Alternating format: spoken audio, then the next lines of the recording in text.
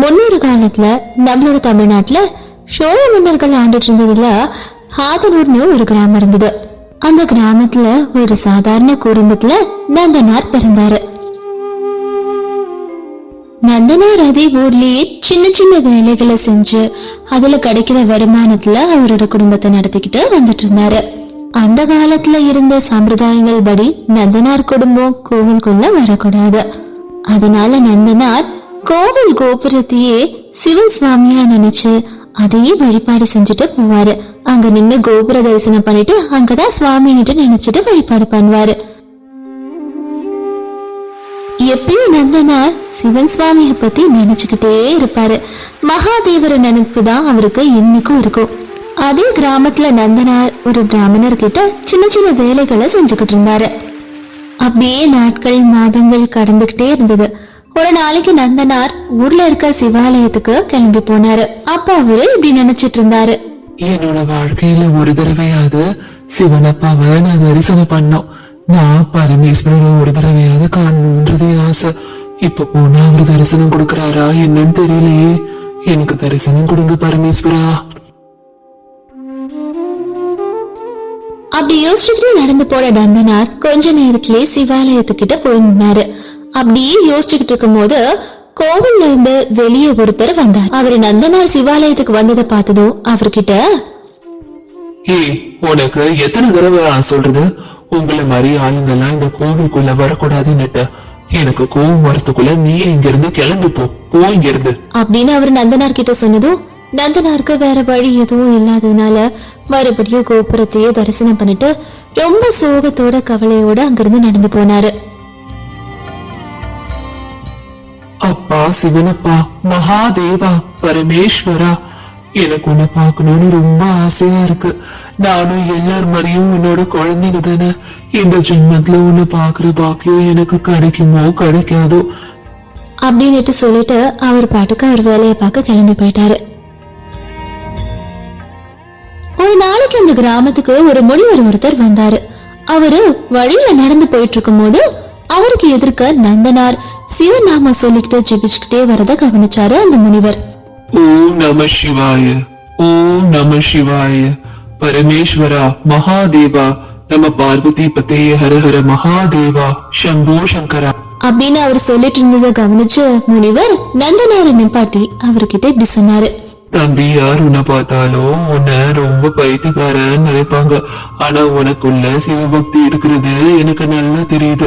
நான் இன்னைக்கு திருப்பூர்னுட்டு ஒரு கிராமத்துக்கு போயிட்டு இருந்தேன். அங்க ஏராளமான சிவலிங்கங்களை பார்த்து தரிசனம் செஞ்சுட்டு வந்தேன் தெரியுமா. நீங்க ரொம்ப அதிர்ஷ்டம் செஞ்சிருக்கணும் சாமி. எனக்கு சிவையாவை பாக்குற பாக்கியம் தரிசனம் பண்றது எப்ப கிடைக்கும்னே தெரியாது தெரியுமா. எனக்கெல்லாம் இது வரைக்கும் கிடைச்சதே இல்லை. அட, திருப்பூர் உன்னோட கிராமத்துக்கு பக்கத்துலதான் இருக்கு. நீ கூட உன்னோட சகோதரர்கள் சிநேகிதர்களோட போயிட்டு தரிசனம் பண்ணிட்டு வா. ரொம்ப அற்புதமான விஷயத்த சொல்லிருக்கீங்க சுவாமி. கண்டிப்பா நான் போயிட்டு வரேன். அந்த முனிவர் இதெல்லாம் சொல்லிட்டு அங்க இருந்து கிளம்பி போயிட்டாரு. முனிவர் அங்க இருந்து போனதுக்கு அப்புறமா போட்டுக்கு கூட சரியான ஆடைகள் இல்லாம துணி இல்லாம நந்தனார் இப்படி நினைச்சாரு, இவ்வளவு நாள் இந்த கோபுரத்தையே சிவனையாவா நினைச்சு நான் தரிசனம் செஞ்சு பிரார்த்தனை பண்ணிட்டு இருந்தேன். ஆனா முனிவர் சொன்ன மாதிரி அந்த திருப்பம்பூருக்கு கண்டிப்பா போய் சிவையாவ தரிசனம் பண்ணணும். அவரை பார்த்தாதான் எனக்கு சந்தோஷம். அப்படியே கொஞ்ச நாட்கள் கழிச்சு நந்தனார் அவரோட சிநேகிதரான ஒருத்தரோட திருப்பம்பூருக்கு கிளம்பி அங்க சிவையாவை தரிசனம் பண்ணணும்னு போனாரு. நந்தனார், நம்ம ஊர்ல நம்மளெல்லாம் சிவையாவை தரிசனம் பண்றதுக்கு கோவில் உள்ள கூட விட மாட்டாங்க, வாசல்ல கூட நிக்க விட மாட்டாங்க. கோபுரத்தை தான் பாத்துட்டு வருவோம். அதனால பக்கத்து ஊருக்கு போறோம். பக்கத்து ஊர்ல அது நம்மள உள்ள விடுவாங்களா? நம்மளால முடிஞ்சதை நம்ம முயற்சி செஞ்சு பார்ப்போம். மொத்த பாரத்தையும் சிவையா மேல போடுவோம். நம்ம முயற்சி செஞ்சாதான் தெரியும். இந்த தடவை கண்டிப்பா சிவையாவை பார்க்காம நான் ஊருக்கு திரும்ப மாட்டேன். உனக்கு இருக்க பக்திக்காகவே பரமேஸ்வரர் புரிஞ்சுக்கிட்டு கண்டிப்பா இந்த தடவை தரிசனத்தை கொடுத்தே ஆகணும். அதுவும் நம்ம ஊர்லயே கொடுக்கணும். நம்மளோட கவலைகளை கடவுள் கிட்ட சொல்லல முடியாம வேற யார்கிட்ட சொல்ல போறோம், சொல்லவும் முடியும். அதெல்லாம் யாரும் யாரையும் குத்தமே சொல்ல முடியாதுடா. எல்லாம் சிவமயம்தான். எல்லாமே சிவையா நடத்துற நாடகம் தான். என்ன மாதிரி எத்தனையோ கோடிக்கணக்கான பக்தர்கள் சிவையாக இருப்பாங்க. தரிசன பாக்கியத்தை கிடைக்கும் கிடைக்காதது அவர் கையில தான் இருக்கு. அப்படின்னு ரெண்டு பேரும் பேசிக்கிட்டே நடந்து போனாங்க. அப்புறம் திருப்பங்கூருக்கு வந்து சேர்ந்தாங்க. அங்க இருக்க அழகான அந்த கோபுரத்தையும் அழகான அந்த ஒரு கோவிலையும் பார்த்து நந்தனார் இப்படி நினைச்சாரு, நம்ம எப்பயோ நம்ம ஊர்ல இருக்க கோபுரத்தை மட்டும்தான் பாத்திருக்கோம். ஆனா இங்க இருந்து பாரு, எவ்வளவு பெரிய கோபுரம். அது உள்ள சின்ன வீடு மாதிரி இருக்கு. அது உள்ளதான் சிவையா இருப்பாருன்னு நினைக்கிறேன். வா நம்ம போய் கோவிலுக்குள்ள பாக்கலாம். ஆமா, எனக்கு கூட அந்த வீட்டுக்குள்ளதான் சிவையா இருப்பாருன்னு தோணுது. அப்படின்னுட்டு அந்த ரெண்டு நண்பர்களும் கோவிலுக்குள்ள போனாங்க. கோவிலை பார்த்து ரொம்ப ஆச்சரியப்பட்டுக்கிட்டு அங்க நின்னுட்டு இருந்தாங்க. அப்பதான் கோவில்ல இருந்த தர்மகர்த்தா அவங்க ரெண்டு பேர்கிட்டயும் வந்து அவங்க போட்டிருந்த உடைகளை பார்த்து, டேய் யாருடா நீங்கெல்லாம்? எதுக்கு நீங்கெல்லாம் கோவிலுக்குள்ள வரீங்க? உங்களை மாதிரி ஆளுங்கெல்லாம் கோவிலுக்குள்ள வரக்கூடாதுன்னுட்டு உங்களுக்கு தெரியாதா? ஒழுங்கா இங்க இருந்து போங்க போங்க. ஐயா, நாங்க பக்கத்து ஊர் ஆதனூர்ல இருந்து வந்திருக்கோம். சிவையாவை தரிசனம் பண்றதுக்காக இவ்வளவு தூரம் நடந்து வந்திருக்கோம் ஐயா. ஒரு தடவை தரிசனம் காட்டுங்க, சந்தோஷமா பார்த்துட்டு கிளம்பிடுவோம். டேய், உங்களுக்கு ஒரு தடவை சொன்னா புரியாது? மனுஷங்க சொல்றது கேட்க மாட்டியா? முதல்ல இங்க இருந்து கிளம்புங்க போங்க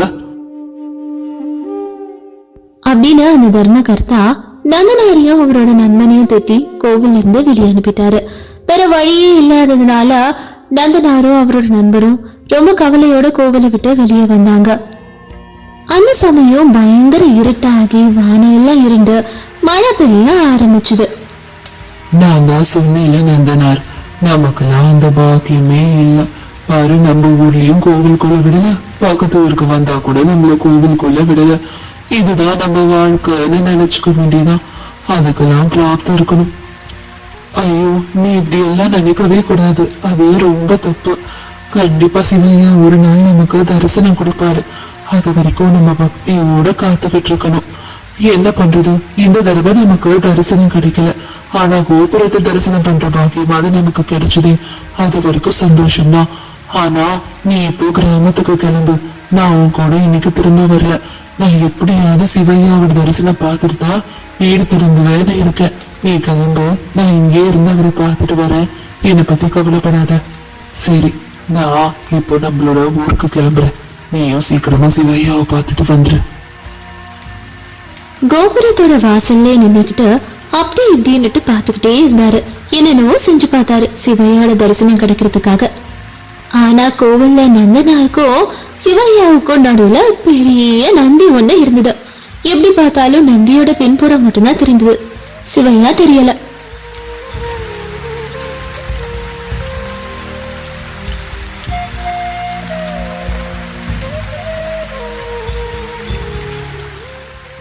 ரொம்ப தீவிரமான பக்தியில அழ ஆரம்பிச்சாரு நந்தனார். வருத்தத்தோட இருந்தாலும் சிவையாவை பார்க்க முடியலன்னு அழுக வந்தது. சுவாமியை தரிசனம் பண்ண முடியலேன்ற ஆதங்கத்துல கோபுரத்தோட வாசலுக்கு எதிர்க்க நின்னு ஒரு கால்ல ஏகபாதாசனால நின்று பரமேஸ்வரர் கிட்ட இப்படி நினைச்சாரு,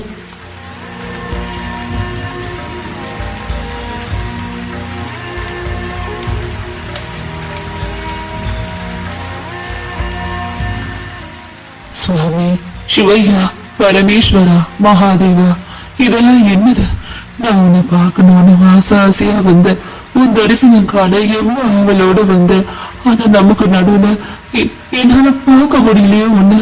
ஒரு தடவையாவது உன் கண்ணை பார்க்கணும்னு ஆசையா இருக்கு சிவையா. என்னோட இந்த கோரிக்கையை ஏற்று எனக்கு உன்னோட தரிசன பாக்கியத்தை கொடு சிவையா. உனக்காக நான் ஆவலோட காத்துக்கிட்டு இருக்கேன். எனக்கு கருணை காட்டுங்க சுவாமி. மூடிருந்த கோவில் கதவுகள் திடீர்னு திறந்தது. அற்புதமா திறந்தது.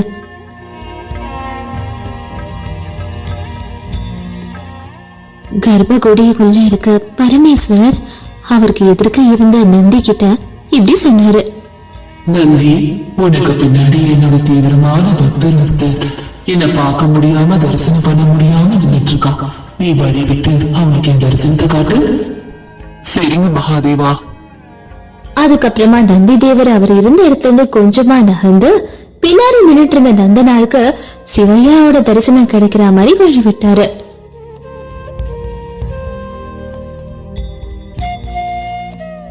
வெளியே கோபுரத்துக்கு வாசல் வெளியே நின்னுட்டு இருந்த நந்தனார் நந்தி நகர்ந்ததை பார்த்தாரு.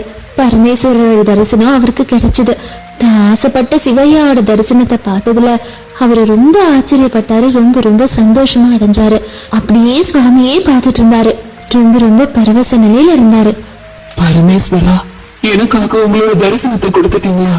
ரொம்ப ரொம்ப சுவாமி, ரொம்ப நன்றி சுவாமி. எனக்கு இந்த பாக்கியம் மறக்க முடியாத ஒரு பாக்கியம். நந்தனார் அப்படி நினைச்சுக்கிட்டு அன்னைக்கு ராத்திரி முழுக்க சுவாமியை பார்த்தபடியே அப்படியே நின்னுக்கிட்டு அதுலயே லீலமாயிட்டாரு. அதுக்கப்புறம் அடுத்த நாளைக்கு காலையில தேவாலயத்தை திறக்கலான்னு வந்த புரோகிதர் கிட்ட நந்தனார் இப்படி சொன்னாரு. ஐயா, எனக்கு சிவையோட தரிசனம் கிடைச்சது. அதுல எனக்கு ரொம்ப சந்தோஷம். ஆனா கடவுளுக்குன்னு கொடுக்க என்கிட்ட இல்ல. இந்த தேவாலயத்திலேயே எனக்கு சேவை செய்யற பாக்கியத்தை கொடுங்க. எதுவா இருந்தாலும் நான் செய்வேன். எனக்கு அனுமதி கொடுங்க ஐயா. உன்னோட முகத்துக்குலாம் சிறிய சிவ தரிசனம் கிடைச்சிருக்கா? நம்பவே முடியல. இங்க பாரு, நீ என்ன செய்யணும்னு நினைச்சாலும் கோவிலுக்கு வெளியே பண்ணு. உனக்குலாம் கோவிலுள்ள பண்றதுக்கு எந்த சேவைக்கும் அனுமதி கிடையாது. உன்னால முடிஞ்சா குளத்தை கொண்டு வா, இல்ல அந்த மாதிரி ஏற்பாடு பண்ணு. வர வாரத்துல உற்சவம் இருக்கு. இத கேட்டு நந்தனார் மனசுக்குள்ள இப்படி நினைச்சாரு. சேவா எங்க செஞ்சாலும் சேவை சாமிக்கு தானே. அப்ப இப்பவே நானு குளம் வர வைக்கிறதுக்கான எல்லா ஏற்பாடுகளையும் செய்யணும். அதுவும் சேவைதான் அப்படின்னு நினைச்சாரு நந்தனார். கோவிலுக்கு வெளியே தோண்ட ஆரம்பிச்சாரு குளம் வர வைக்கிறதுக்காக.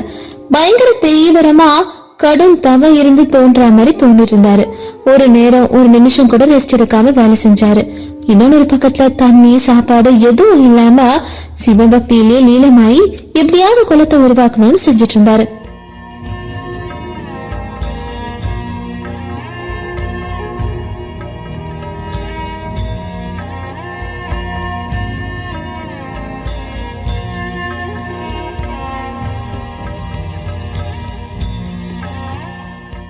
என்னோட அம்மா அப்பா சிவையாக்காக பண்றதுல எந்த ஒரு குறையும் வந்துடக்கூடாது.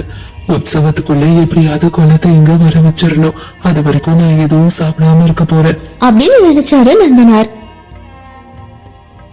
நடக்கிற எல்லாத்தையும் கைலாயத்துல இருந்து மகாதேவரும் பார்வதி தேவியும் பாத்துக்கிட்டு இருந்தாங்க. அப்ப பார்வதி தேவி சிவையா கிட்ட, சுவாமி, நம்மளோட குழந்தை நமக்காக சாப்பாடு தண்ணின்னு பசி பட்னியோட எதுவும் இல்லாம குளத்தை உருவாக்கிட்டு இருக்கான். ஆம் தேவி, அவன் தனியாவே அவன் மட்டுமே அந்த வேலையை பாக்குறான்.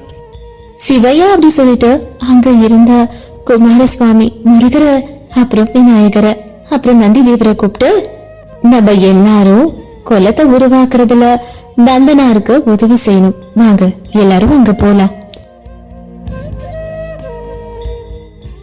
அப்படின்னு எல்லாரும் சேர்ந்து பூலோகத்துல சுவாமிக்காக குளத்தை தயார் செஞ்சுட்டு இருந்த நந்தனார் கிட்ட மாறு வேஷத்துல வந்து அவரோட சேர்ந்து எல்லா உதவிகளையும் செய்ய ஆரம்பிச்சாங்க. வேலை செஞ்சுட்டு இருந்தாங்க. அப்ப நந்தனார் தான் பக்கத்துல வேலை செஞ்சுட்டு இருந்த முருகர் கிட்ட இப்படி சொல்லிட்டு இருந்தாரு. யாருங்க நீங்கெல்லாம்? ஏன் என்ன மாதிரி எல்லாரும் வேலை செய்ய ஆரம்பிச்சிட்டு இருக்கீங்க? ஒருவேளை என்ன மாதிரி எல்லாரும் பரமேஸ்வரருக்கு சேவை செய்ய வந்திருக்கீங்களா? ஆமா, நாங்க உங்களை மாதிரி பரமேஸ்வரோட சேவை செய்யறதுக்காக வந்திருக்கோம். நீங்க ரொம்ப கஷ்டப்பட்டு உழைக்கிறத பார்த்தோம். நாங்களும் உங்க கூட சேர்ந்து சேவை செய்யலான்னு வந்தோம். ரொம்ப நன்றிங்க உதவி செஞ்சதுக்கு. அப்படியே எல்லாரும் பேசிக்கிட்டே குளத்தை உருவாக்கி முடிச்சிட்டாங்க. அப்ப நந்தனார் அங்க இருந்த விநாயகர் கிட்டயும் முருகர் கிட்டயும் இப்படி சொன்னாரு. நீங்க எனக்காக கோலம் கட்டி முடிக்கிற வரைக்கும் ரொம்ப உதவி செஞ்சீங்க. ரொம்ப நன்றி. நீங்க நன்றி எங்களுக்கு சொல்ல வேண்டாம்.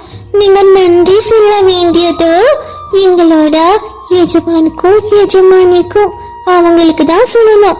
எஜமானுக்கும் எஜமானி அம்மாக்கும் நீங்க நன்றி சொன்னா போதும். அதோ அவங்க 2 பேரும் அங்க இருக்காங்க, அவங்களுக்கு சொல்லுங்க.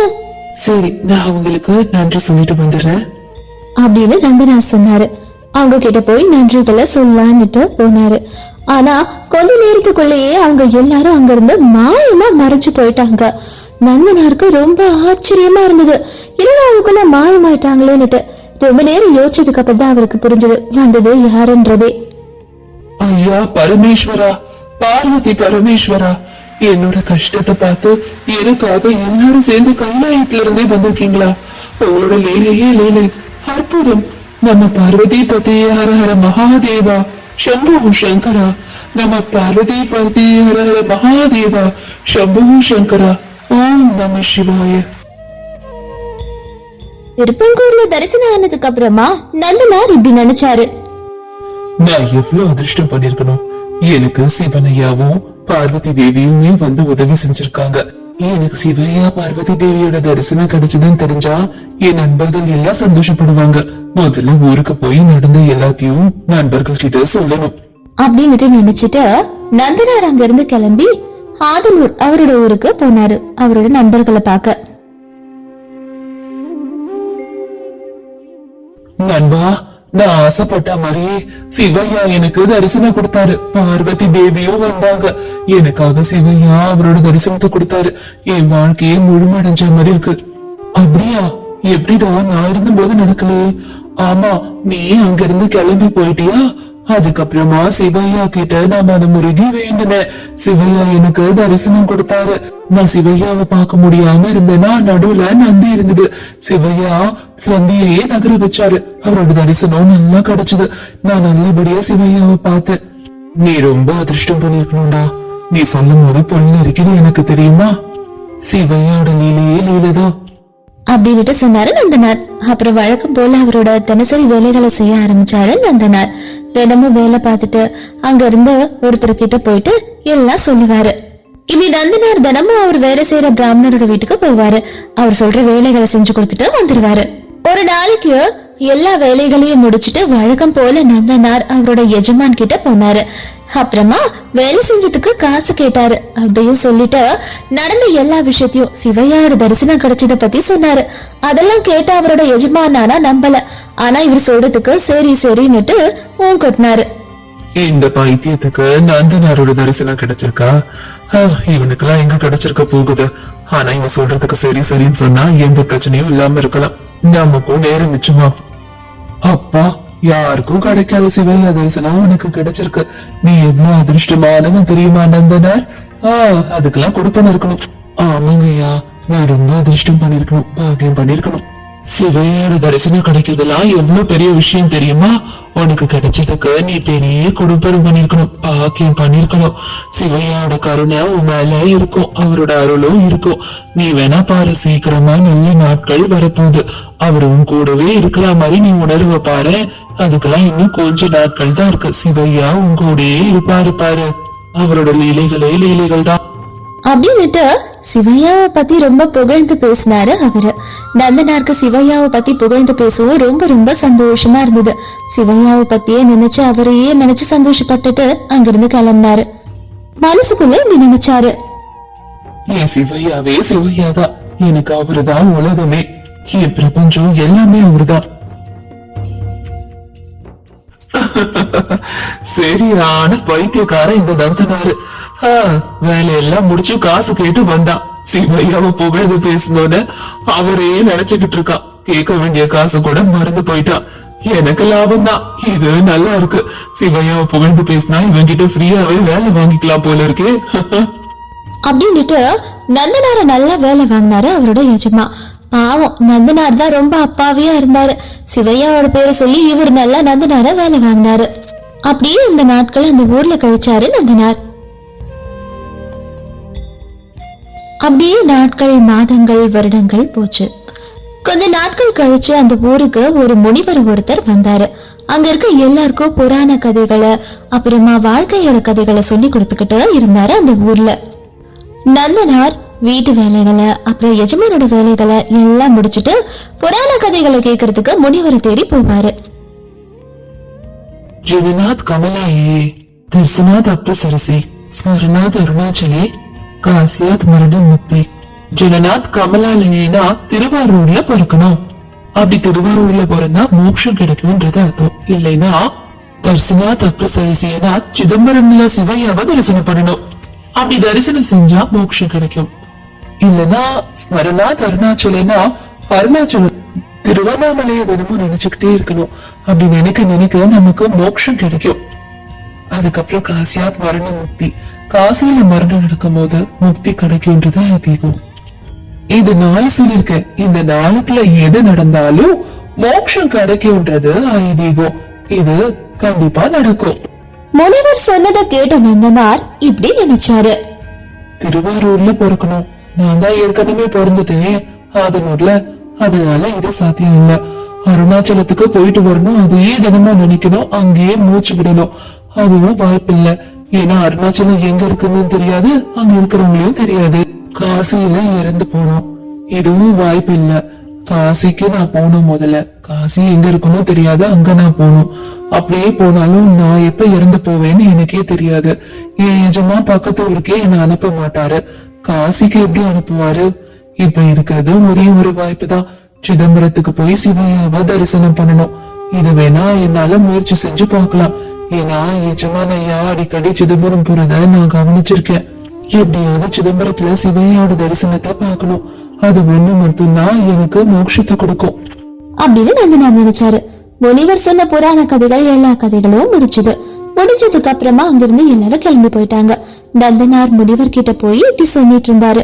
அவரு முனிவர் கிட்ட, சுவாமி, என்னோட வாழ்நாள்ல ஒரு நாளாவது நான் சிதம்பரம்க்கு போய் சாமிய தரிசனம் பண்ணும், சிவையாவ தரிசனம் பண்ணணும்.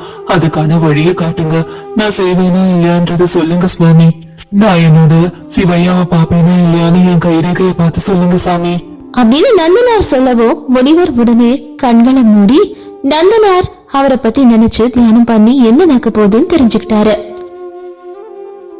நடக்க போறதை தெரிஞ்சுக்கிட்ட அந்த முனிவர் ரொம்ப ரொம்ப ஆச்சரியப்பட்டாரு. அப்ப மெல்லமா கண்களை திறந்த அந்த முனிவர் நந்தனார் கிட்ட இப்படி சொன்னாரு. தம்பி, நீ எல்லாம் தெரிஞ்சுதான் என்கிட்ட கேக்குறியா? நடக்க போறது உனக்கே தெரியும் இருக்கே. நீ சிதம்பரத்துக்கு போய் உன் சிவையாவை பாக்கலன்னா என்ன? சிவையா உன் கூடவே இருக்காரு, உன்னோட கஷ்டம் நஷ்டம் எல்லாத்துலயும் இருக்காரு. அவரே உன்னை தேடி வருவாரு, உனக்கு தரிசன பாக்கியம் கண்டிப்பா கிடைக்கும். இனி அவர் உன் கூடவே இருப்பாரு, கவலைப்படாத. உன்னோட சிவையா உன் கூட இருக்கிறாருன்றத நம்பு. முனிவர் சொன்னதை கேட்ட நந்தனார் மனசுக்குள்ள இப்படி நினைச்சாரு. முனிவர் சுவாமி இப்படி சொல்றாருன்னா கண்டிப்பா இதெல்லாம் உண்மையாதான் இருக்கும். அப்ப நான் என் வாழ்க்கையில கண்டிப்பா சிதம்பரத்துல போய் சிவையா தரிசனத்தை நான் பார்க்க போறேன். அதுக்கப்புறம் நந்தனாருக்கு சிதம்பரத்துக்கு போய் சிவையாவை பார்க்கணும்ன்ற கோரிக்கை மனசுக்குள்ள நல்லா பதிஞ்சிருச்சு. அவர் அத பத்தியே நினைச்சுக்கிட்டே இருந்தாரு. அதுக்கப்புறம் வழக்கம் போல அவரோட வேலைகளை அவர் பார்க்க ஆரம்பிச்சுட்டாரு. அப்புறமா நந்தனார் ஒரு நாள் அவரோட எஜமான் கிட்ட போய் இப்படி சொன்னாரு. ஐயா, நான் சிதம்பரத்துக்கு போய் என் சிவையாவை தரிசனம் பண்ணணும், எனக்கு கொஞ்சம் லீவ் கொடுங்க ஐயா. அதே மாதிரி என்னோட கூலி காசையும் கொடுங்க ஐயா, அப்பதான் என்னால சிதம்பரத்துக்கு போக முடியும் ஐயா. இத கேட்ட அந்த எஜமானுக்கு பயங்கரமா கோவம் வந்தது. அதே கோவத்தோட நந்தனார் கிட்ட அவரு இப்படி சொன்னாரு. ஏண்டா, நீ எல்லாம் சிதம்பரத்துக்கு போய் சிவையாவை தரிசனம் பண்ண போறியா? உனக்கு நம்ம ஊர்லயே தரிசனம் கிடைக்காது, இதுல நீ சிதம்பரத்துக்கு வேற போற, அங்க வேற தரிசனம் கிடைக்க போகுதா? போய் வேலையை பாரு. வேலை எப்படி இருக்கு? உனக்கு லீவு வேற கேக்குதா? லீவு போய் வேலை பண்ற வழிய பாரு. அதெல்லாம் ஒரு தரிசனமும் உனக்கு அங்க போய் கிடைக்க போறது இல்ல, இங்கேயே வந்து வேலை பாக்குற வழிய பாரு அப்படின்னு ரொம்ப கோவமா நந்தனார திட்டினாரு அவரு. பாவம் நந்தனார் வேற வழி இல்லாம அங்கிருந்து அமைதியா நடந்து போனாரு. இது ஒரு தடவை 2 தடவை இல்ல, நிறைய தடவை இப்படி நடந்தது. நந்தனார் போய் எஜமான் கிட்ட சிதம்பரம் போனோம்னு கேட்பாரு. அதை கேட்ட அந்த எஜமான் நந்தனார திட்டுன்னு திட்டுவாரு. அவரு ரொம்ப வருத்தப்பட்டுட்டு மறுபடியும் அங்க இருந்து போவாரு. இது ஒரு வழக்கமாவே மாறுச்சு. ஒரு நாளுக்கு நந்தனாரோட எஜமான் மனசுக்குள்ள இப்படி நினைச்சாரு. இவன் சிதம்பரத்துக்கு போகாம என்ன இருக்கவே விட மாட்டான் போல இருக்கு. இவனை விட்டனா எனக்கு வேலை செய்யறதுக்கு இவனை மாதிரி ஆள் கிடைக்க மாட்டாங்க. ஏதாவது ஒண்ணு பண்ணணுமே, என்ன பண்றதுன்னு தெரியல அப்படின்னு யோசிச்சு அவரு அங்க வேலை செஞ்சிட்டு இருந்த நந்தனார கூப்பிட்டு, டேய் நந்தனார், ஒரு தடவை இங்க வா. சொல்லுங்க ஐயா. சொல்லுங்க எஜமாயா. நீ வர வாரத்துல சிதம்பரத்துக்கு போ, ஆனா வீட்டு வேலை தோட்ட வேலை எல்லா வேலையும் முடிச்சு கொடுத்துட்டு அதுக்கப்புறம் நீ போ. அதை கேட்ட நந்தனார் ரொம்ப ரொம்ப சந்தோஷப்பட்டாரு. நந்தனார் அதுக்கப்புறம் அவரோட எல்லா வேலைகளையும் முடிச்சாரு. ஒரு வாரம் அப்படியே போச்சு. ஐயா, எல்லா வேலையும் வீட்டு வேலை தோட்ட வேலை நிலத்தோட வேலைன்னு எல்லா வேலையும் முடிச்சுட்டேன் ஐயா. வேலை எங்க நடந்தது? அப்படியேதான் இருக்கு. எல்லா வேலையும் பாதி வேலை தான் முடிச்சிருக்க. முதல்ல மொத்த வேலையும் முழுசா முடிச்சதுக்கு அப்புறமா நீ சிதம்பரத்துக்கு போகிறத பத்தி யோசிக்கலாம் அப்படின்னு அந்த எஜமான் சொன்னவும் பாவம் நந்தனார் ரொம்ப சோகமா அங்க இருந்து போனாரு. இப்படி நல்லா எதையாவது சொல்லி நந்தனார நல்லா வேலை வாங்கிக்கிட்டாரு அந்த எஜமான். அவரை சிதம்பரத்துக்கு போக விடாமையும் தடுத்துக்கிட்டும் இருந்தாரு. இப்படியே தினமும் நடந்துட்டு இருந்தது. அப்படியே கொஞ்ச நாட்கள் மாதங்கள் போச்சு. கொஞ்சம் மாதங்கள் கழிச்சு ஆதனூருக்கு எஜமானோட சொந்தக்காரங்க அவரை பார்க்க வந்தாங்க. என்னடா ஏதாபரம், இப்பதான் உனக்கு வழி தெரிஞ்சுதா வரத்துக்கு? ஒன்னும் இல்ல, நான் போன வருஷம் இதே நாள்ல சிதம்பரத்துக்கு என் குடும்பத்தோட போனேன். நல்ல தரிசனமும் நடந்தது, அங்க நிறைய நிகழ்ச்சிகளும் ரொம்ப விசேஷமான பூஜைகளும் நடந்தது. அதான் இந்த வருஷமும் இந்த தடவை கண்டிப்பா சிதம்பரத்துக்கு போலான்னுட்டு யோசிச்சுக்கிட்டு இருக்கேன். நீயும் என் கூட வரியா? 2 பேரும் போலாம். நானா? மழை வர காலம் ஆச்சே, நிலவெல்லாம் அப்படியே இருக்கு, நான் எப்படி வர முடியும் இந்த நிலைமையில? அதான் யோசிக்கிறேன் அப்படின்னுட்டு அவரு சொன்னாரு. அதுக்கப்புறம் எஜமானோட சொந்தக்காரர் அங்கிருந்து கிளம்பி போயிட்டாரு. சிதம்பரத்தை பத்தி அவர் சொன்னதும் கொஞ்சம் சந்தோஷப்பட்டாரு நந்தனார். அவங்க பேசுறத கேட்டதுக்கு அப்புறமா நந்தனார் உடனே அவரோட எஜமான் கிட்ட போனாரு. போய் அவர்கிட்ட இப்படி கேட்டாரு நந்தனார். ஐயா, நான் நிறைய தடவை சிதம்பரம் போகணும்னு உங்ககிட்ட எத்தனையோ தடவை லீவு கொடுங்கன்னு கேட்டேன். ஆனா நீங்க கேட்கவே இல்ல. இந்த வாரம் கண்டிப்பா நான் போய் என் சிவையாவை தரிசனம் பண்ணணும் ஐயா, கொடுங்க ஐயா. என்ன இவ எப்ப பார்த்தாலும் சிதம்பரத்துக்கு போகணும், லீவ் கொடுங்கன்னு ஏதாவது கேட்டுக்கிட்டே இருக்கானே. இந்த தடவையும் இவன்கிட்ட ஏதாவது மாய ஆட வேண்டியதான். இவனை போக விடாம நம்ம பண்ணணும். என்ன பண்றது? இங்க பாரு நந்தனார், நீ சிதம்பரத்துக்கு ஆசைப்பட்ட மாதிரியே போடலாம். ஆனா அதுக்கு முன்னாடி வீட்டு வேலை, தோட்ட வேலை எல்லாம் முடிச்சு நிலத்துல பயிர் எல்லாம் போட்டு விதைகள் எல்லாம் போட்டு அது அறுவடை ஆகி எல்லாத்தையும் மூட்டை கட்டி வச்சு அதுக்கப்புறமா இந்த வேலையை முடிச்சுட்டு கிளம்பலாம். அறுவடை ஆற வரைக்கும் எல்லா வேலையும் முடி, அறுவடை ஆனதுக்கு அப்புறம் போலாம் அப்படின்னு எஜமான் சொன்னதும் நந்தனாருக்கு சந்தோஷமா இருந்தது. அவர் காதுல சிதம்பரத்துக்கு நீ போலான்னு சொன்னது மட்டும்தான் விழுந்தது. அதுக்கப்புறம் சரின்னு சொன்னாரு. சரிங்க எஜமா ஐயா, நீங்க சொன்ன எல்லா வேலையும் முடிச்சுட்டு அதுக்கப்புறமா என் வீட்டு வேலையும் முடிச்சுட்டு சிதம்பரத்துக்கு கிளம்பி போறேன். சரி, நீ போலாம், முதல்ல இந்த வேலையை பாரு அப்படின்னு அவர் சொன்னதுக்கு அப்புறமா நந்தனார் அங்கிருந்து வேலை செய்ய போனாரு. அப்பாடா, இந்த பைத்தியக்கார நான் என்ன சொன்னாலும் நம்புறான். அதுதான் என்னோட அதிர்ஷ்டமே. எப்படியாவது எஜமா சொன்ன எல்லா வேலையும் முடிச்சுட்டு சிதம்பரத்துக்கு நான் கிளம்பி போகணும், எப்படியாவது போகணும் அப்படின்னு நினைச்சிட்டு நந்தனார் நிலத்துக்கு போய் அன்னைக்கு நாள் முழுவதும் நில வேலைகளை பார்த்துக்கிட்டு இருந்தாரு. வேலை செஞ்சு அப்படியே சாயந்தரம் ஆச்சு. அவ்வளோ நேரம் வேலை செஞ்சதுனால நந்தனார் ரொம்ப சோர்ந்து போயிட்டாரு.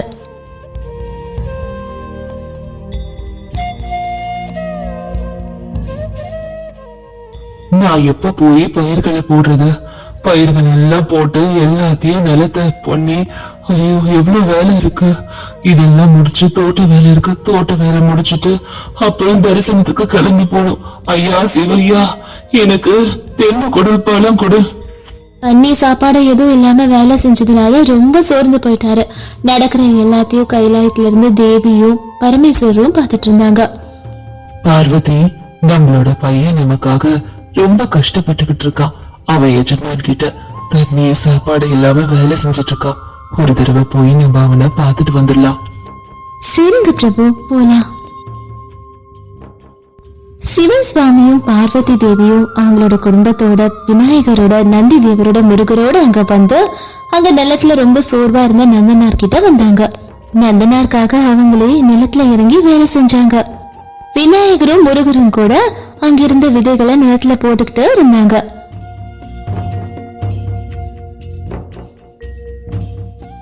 சிவையா அவரோட தலைமையில இருந்த கங்கா ஜலத்தை அங்கிருந்த நிலத்துல வர வச்சாரு. பார்வதி தேவி அன்னபூர்ணி தேவியா மாறி எல்லா பயிர்களையும் அறுவடையாக வச்சாங்க. நந்தீஸ்வரா, குமரா, விநாயகா, இந்த தானியம் எல்லாத்தையும் எடுத்துட்டு போய் நந்தனாரோட எஜமான் வீட்டு முன்னாடி வச்சுட்டு வாங்க. விநாயகர், முருகர், அதுக்கப்புறம் நந்தீஸ்வர் அந்த மூட்டைகள் எல்லாத்தையும் எடுத்துட்டு போய் நந்தனாரோட எஜமான் வீட்டு முன்னாடி கொண்டு போய் வச்சாங்க. பயிர்களை கொண்டு போய் வீட்டுல வச்சதுக்கு அப்புறமா பரமேஸ்வரர், தேவி, விநாயகர், முருகர், நந்தீஸ்வரர் எல்லாம் அங்கிருந்து மாயமாயிட்டாங்க. விடிகாலையில விடிஞ்சது. காலையில எந்திரிச்சிட்டாரு எஜமா. அங்க வந்து வீட்டு வாசல்ல பார்த்ததும் எல்லா தானிய மூட்டைகளும் அங்க இருந்தது. அத பார்த்து ஆச்சரியப்பட்டாரு அவரு. ஐயோ, என்ன இதெல்லாம்? வீடு முன்னாடி எல்லாம் ரெடியா இருக்கே, அதுக்குள்ளே எல்லாம் அறுவடை ஆயிடுச்சு. முதல்ல போய் நந்தனார் என்ன பண்றான்றத பாக்கணும், நடந்துதான் தெரிஞ்சுக்கணும். அப்படின்னு நினைச்சிட்டு எஜமான் உடனே கிளம்பி நந்தனாரை பார்க்க போனாரு நிலத்துக்கு. கொஞ்ச நேரத்திலேயே எஜமான் அவரோட நிலத்துக்கிட்ட போனாரு. எஜமான் அங்க இருந்த எல்லாத்தையும் பார்த்தாரு. பார்த்தா எல்லாம் அறுவடை ஆகி தயாரா இருந்தது. எல்லாம் மூட்டை கட்டி ரெடியா இருந்தது. அப்ப அவருக்கு புரிஞ்சுது, இது சாதாரணமான மனுஷனால செய்யக்கூடிய வேலையே கிடையாது, சாத்தியமும் கிடையாது. சாக்ஷாத் பரமேஸ்வரரும் பார்வதி தேவியோட அருள் இருந்தா மட்டும்தான் இதெல்லாம் நடக்கும்னுட்டு புரிஞ்சுது. நடந்ததையும் யூகிச்சாரு. அப்பதான் அந்த பக்கத்துல ரொம்ப மயக்கமா இருந்த நந்தனார கவனிச்சாரு எஜமா. உடனே அங்க போய், ஐயோ நந்தனார், என்ன மன்னிச்சு. என்ன ஆச்சு? உன் நிலைமை இப்படி இருக்கேன். நான் பெரிய தப்பு பண்ணிட்டேன். இவ்வளவு நாள் நீ சின்ன வந்துட்டு ரொம்ப எகத்தாளமா நான் உன்னை நடத்திட்டேன். உனக்கு தெய்வ அருள் இருக்கு, அதனாலதான் இது எல்லாம் நடந்திருக்கு. நான் உன்கிட்ட இப்படி எல்லாம் நடந்ததுக்கு மன்னிப்பு கேட்டுக்கிறேன். நான் உன் சிஷியனா மாறிடுறேன். என்ன மன்னிச்சிரு. இப்பயாவது என்ன சிதம்பரத்துக்கு போக அனுமதி கொடுக்கறீங்களா? நான் என்ன அனுமதி கொடுக்கறது? நீதான் உன் சிவையாவை பார்க்க போனோம். நான் அனுமதி கொடுக்கறதுன்ற அவசியமே இல்ல. சிவையாவே உனக்காக வந்து வேலை செஞ்சிருக்காரு. தாராளமா நீ போயிட்டு வா. சந்தோஷமா போய் உன்னோட சிவையாவை தரிசனம் பண்ணிட்டு வா. இத கேட்டோன்னா நந்தனா ரொம்ப சந்தோஷமா அவரை ஆசைப்பட்டு சிவையாவை பார்க்க சிதம்பரத்துக்கு கிளம்பினாரு. ஓம் நம சிவாய, ஓம் நம சிவாய, ஹர ஹர மகாதேவா, ஓம் நம சிவாய. கொஞ்ச நாட்கள்லயே சிதம்பரத்துக்கு போய் சேர்ந்தாரு நந்தனார்.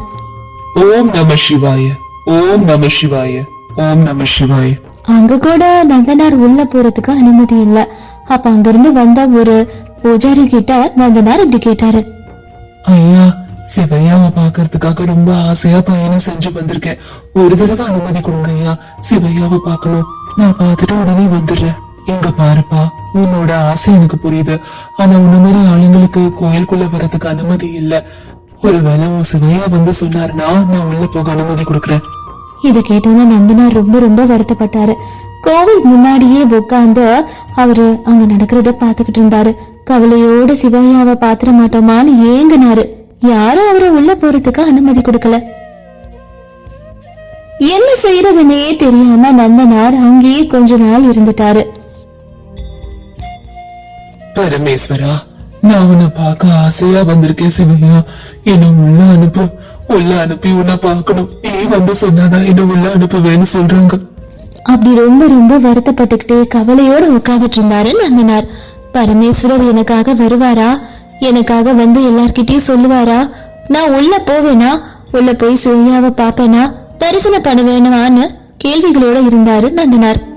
ஒரு நாள் காலையில கோவில சம்பந்தப்பட்ட ஒருத்தர் நந்தனார் கிட்ட வந்து அவர்கிட்ட இப்படி சொன்னாரு,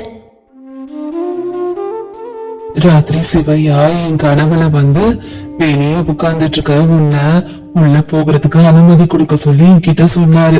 உனக்கு தரிசனம் காட்ட என்கிட்ட சொன்னாரு. அப்படிங்களா ஐயா? ரொம்ப ரொம்ப சந்தோஷம் ஐயா. சிவையாவை பாக்குறத விட எனக்கு என்ன வேணும்? நான் உடனே நதிக்கு போய் குளிச்சுட்டு சுத்த பத்தமா வரேன். ஆனா அவன் சிவையா உன்னை நதியில குளிக்க சொல்ல, அக்னியில தான் இருக்க சொன்னாரு. அக்னியில முக்கி எந்திரிச்சு அதுக்கப்புறமா உள்ளுக்குள்ள கோவில்ல வந்து தரிசனம் பண்ண சொன்னாரு, தெரியுமா? அப்படியா? அப்பனா எனக்கு ரொம்ப சந்தோஷம்தான். நான் நீங்க சொன்ன மாதிரியே அக்னியில எந்திரிக்கிறேன். உள்ள போய் எந்திரிக்கிறேன். என் சிவையாவை சந்தோஷமா நான் போய் தரிசனம் பண்றேன். நீங்க எல்லா ஏற்பாடுகளையும் செய்யுங்கய்யா. எப்படியாவது சிவையாவை தரிசனம் பண்ணா போதும். நாளைக்கே எல்லா ஏற்பாடுகளையும் பண்றேன். நீ தைரியமா இரு. இவன் என்ன சொன்னாலும் இங்க இருந்து கிளம்ப மாட்டான் போல இருக்கே. நாளைக்கு அக்னி குண்டத்தை தயாராக்கி வச்சா அதை பார்த்து இவனே பயந்து ஓடிடுவான். அதுக்கப்புறம் அடுத்த நாளே கோவில் வாசல் முன்னாடியே ஒரு பெரிய அக்னி குண்டத்தை தயாராக்கி வச்சாங்க. நந்தனாருக்காக காத்துட்டு இருந்தாங்க. அக்னி உள்ள போறேன்னு சொன்னல, சீக்கிரம் வா. அக்னி உனக்காக காத்துக்கிட்டு இருக்கு பாரு. அதுக்கப்புறம் நீ போய் உன் சிவையாவை தரிசனம் பண்ணலாம் அப்படின்னுட்டு எகத்தாளமா சொன்னாங்க. ஆனா நந்தனார் அதை பத்தி எல்லாம் கவலைப்படாம அக்னியில இறங்குறதுக்கு தயாராகி வந்தாரு. சிவையாவை பாக்குற சந்தோஷம் மட்டும்தான் அவரோட மனசுல இருந்தது. சிவையா, நான் உங்களையே நினைச்சு இதுக்குள்ள இறங்க போறேன். இதை விட என்ன சந்தோஷம் எனக்கு வேண்டும்? அதுவும் சந்தோஷமா உங்களோட தரிசனத்தை பார்க்க வர என்னை ஏத்துக்கோங்க சிவையா. ஓம் நம சிவாய, ஓம் நம சிவாய. அப்படி சொல்லிட்டு நந்தனார் அக்னி குண்டத்துல போய் இறங்கினாரு.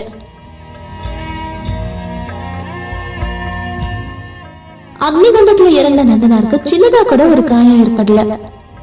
அப்பதான் ஆகாயத்துல பயங்கரமான இடி இடிச்சு பயங்கரமா மழை பெய்ய ஆரம்பிச்சுது. அந்த சமயம் மேல இருந்து பூக்களோட மழை நந்தனார் மேல பொழிய ஆரம்பிச்சுது. என்ன நடக்குதுன்னே புரியாம அங்க இருந்தவங்க எல்லாருமே ரொம்ப ஆச்சரியப்பட்டு பாத்துக்கிட்டு இருந்தாங்க. அப்ப நந்தனார் நடந்துகிட்டே ஓம் நம சிவாயன்னு சொல்லிக்கிட்டே உள்ள கோவிலுக்குள்ள நடந்து போனாரு. அவர் ஆசைப்பட்ட சிதம்பரம் சிவையாவை தரிசனம் பண்ண போனாரு. நம பார்வதி பதையே ஹர ஹர சம்போ சங்கரா மகாதேவா ஹர ஹர மகாதேவா ஓம் நம சிவாய. நம பார்வதி பதையே ஹர ஹர மகாதேவா சம்போ சங்கரா ஓம் நம சிவாய.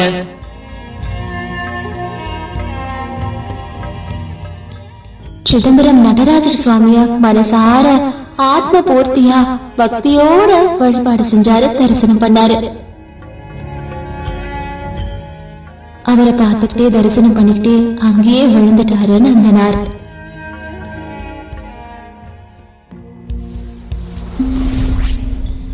ஒரு ஜோதி ரூபத்துல சிதம்பரம் நடராஜர் சுவாமியோட ஐக்கியமாயிட்டாரு நந்தனார்.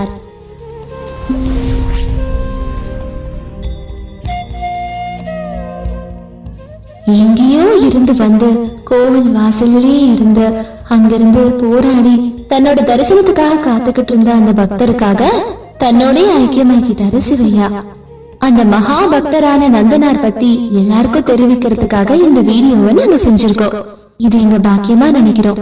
இந்த வீடியோ உங்களுக்கு பிடிச்சிருந்ததுன்னா உங்க ஃப்ரெண்ட்ஸ் அண்ட் ஃபேமிலிக்கு ஷேர் பண்ணுங்க. அது மட்டும் இல்லாம நம்மளோட ஆராதனை சேனலை சப்ஸ்கிரைப் பண்ணுங்க. இதே மாதிரி நல்ல நல்ல கதைகளோட உங்க முன்னாடி நாங்க கொண்டு வந்து சேர்க்கிறோம். நன்றி, வணக்கம், ஓம் நம சிவாய.